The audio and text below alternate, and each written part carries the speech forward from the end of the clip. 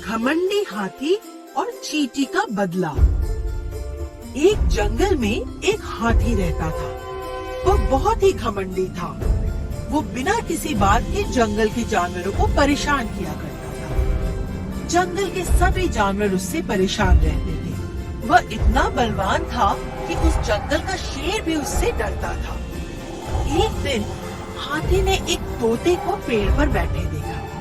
उसके दिमाग में एक बात आई कि अब चिड़ियों और छोटे जानवरों को भी परेशान करना चाहिए। जिस पेड़ पर तोता बैठा था, हाथी ने उसे जोर जोर से हिलाना शुरू कर दिया।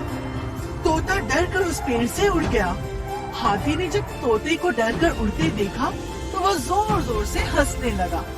हाथी इसी तरह से चिड़ियों को भी परेशान किया करता था। एक दिन की बात है, हाथी नदी में पानी पीने गया। उसने देखा कि एक चींटी अपनी पीठ पर चीनी का दाना लिए पेड़ पर चढ़ रही है।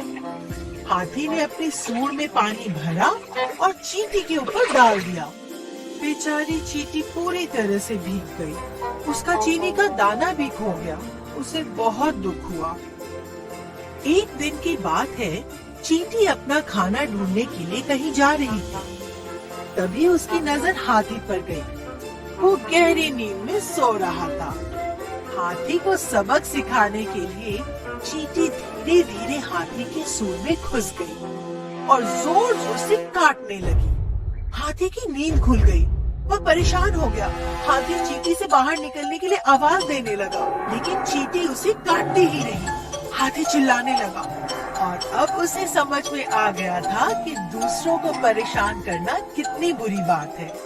कुछ देर बाद चींटी हाथी के सूंड से बाहर निकल गई।